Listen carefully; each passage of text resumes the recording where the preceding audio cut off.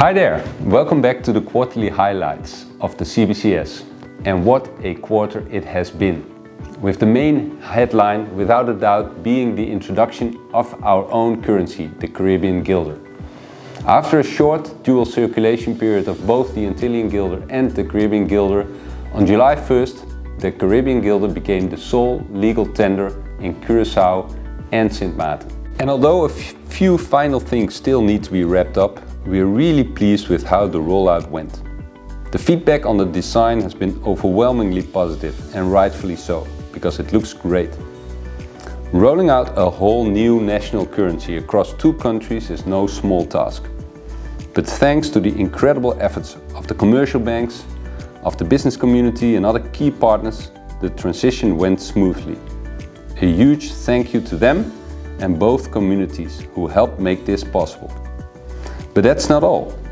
Our new coin series was selected as a finalist for the 2025 Excellence in Currency Award by the International Association of Currency Affairs. We were in the running alongside coins from the Paris 2024 Olympics and South Africa's new series. The award ceremony took place in Bangkok and was attended by over 400 currency professionals worldwide. And there's more good news. Our banknote series won the Regional Best New Banknote Series 2025 award at the High Security Printing Latin America Conference in Rio de Janeiro. A big win for our countries.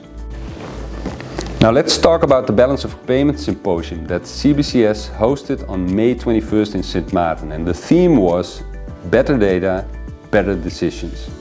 The event was opened by Sint Maarten's Minister of Finance Marinka Kums and CBCS own Candice Henriques. Our staff gave some great presentations on the importance of data and how the balance of payments impacts the economy. One of the highlights for sure was a panel featuring Mr. Timothy Antoine, the Governor of the Eastern Caribbean Central Bank.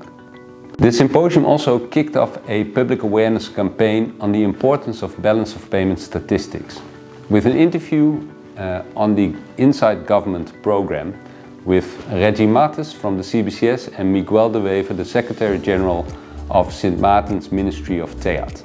In late May, we also hosted the 64th CARICOM Central Bank Governors meeting in Sint Maarten.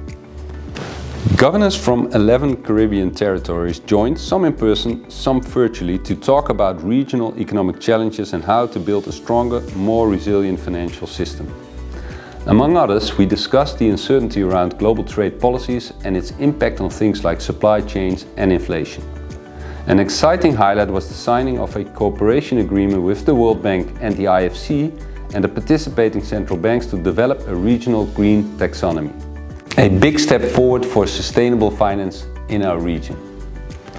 Now let's talk about some young bright minds. On June 26th, the CBCS proudly presented the Best Economic Research Award. And for the 2nd year in a row, all the winners came from Radulfus College.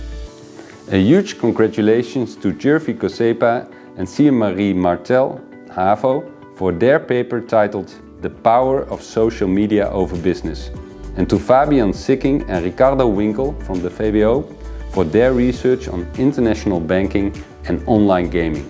Not only did they submit impressive papers, but they also delivered outstanding presentations during the award ceremony at the CBCS, speaking confidently in front of the jury, the CBCS staff and their proud family and friends. So well done to all. Another first this quarter, the CBCS published a summary of its investment performance. The report shows an overview of the composition of our assets, the investment performance, and the overall assets of the CBCS.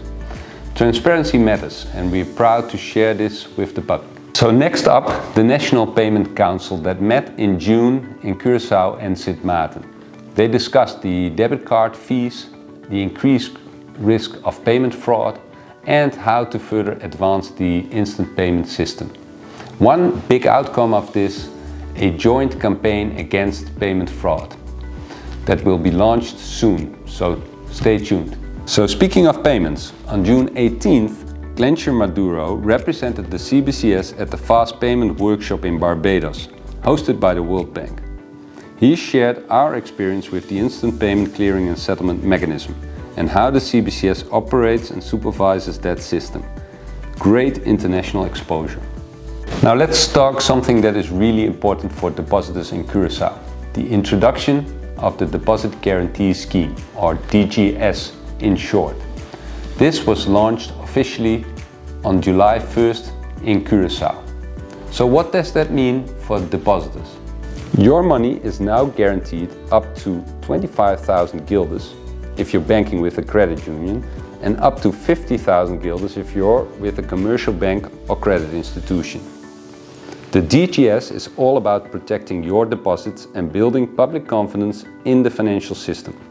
And in the meantime, the CBCS is working closely with the Ministry of Finance of Sint Maarten to implement the same level of protection for account holders at credit institutions based in Sint Maarten. So stay tuned for more on that. Now a quick update on the disciplinary complaint the CBCS filed against 2 auditors of Sun Resort. And if that name sounds familiar, it is because Sun Resort owns the Mullet Bay property in Sint Maarten, a very important asset on the balance sheet of ENIA. So fast forward to May 26, 2025. The Auditor's Office in Zwolle issued its ruling and found some serious breaches of professional conduct. As a result, both auditors were temporarily suspended from the professional register. At the CBCS, we believe accountability is essential, and we will continue working hard to uphold high standards. Now let's wrap this up with some insights from the community. And we are pleased to report improvements in both the image and in the way stakeholders perceive our performance. And we will take the outcome of the report seriously. It will help shape our strategic agenda 2028. So that's it for this quarter. Thank you so much for tuning in. We appreciate your interest in our work. See you next time.